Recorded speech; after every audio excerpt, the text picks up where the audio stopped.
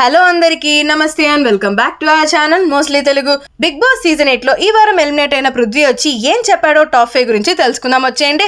ఇప్పుడు ముందుగా అర్జున్ వచ్చేసి అందరి గురించి ర్యాపిడ్ ఫైర్ లాంటి క్వశ్చన్స్ అడుగుతారనమాట. దానికి పృథ్వీ వచ్చేసి యా షూర్ బ్రో చెప్పేస్తాను అన్నట్లుగా చెప్తాడా. ఓకే, నిఖిల్ మల్లేకల్ అంటే హానెస్ట్ అండ్ జెన్యూన్ అంటాడు. విష్ణుప్రియ అంటే కేరింగ్ అండ్ లవబుల్ అని అంటాడనమాట. ఆ తర్వాత వచ్చేసి రోహిణి అంటుంటే స్ట్రాంగ్ అని అంటాడనమాట. బాగా ఆలోచించి అవినాష్ అండ్ తేజ గురించి అడుగుతుంటే గుడ్ ఎంటర్టైనర్స్ దట్స్ ఆల్. కాకపోతే వాళ్ళు ఎక్కువ కూడా కావాలని మనుషుల్ని ట్రిగ్గర్ చేస్తారు, అదే నాకు నచ్చదు. వీళ్ళు ముగ్గురు కావాలని కలిసి ఆడుతున్నట్లు నాకు ఎందుకని అనిపిస్తుంది అని చెప్తాడా.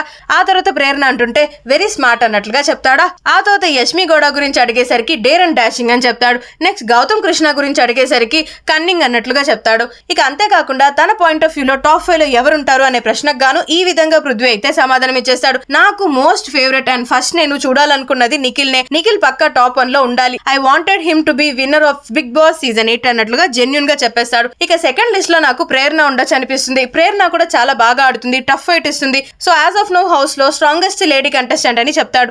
ఆ తర్వాత థర్డ్ విష్ణు ఉంటుంది. విష్ణు గేమ్స్ బాగా ఆడుతుంది, వెరీ ప్యూర్ సోల్, చాలా జెన్యూన్ గా ఉంటుంది, ట్రస్ట్ వర్తి అనిపిస్తుంది. సో విష్ణు కూడా ఉండొచ్చు.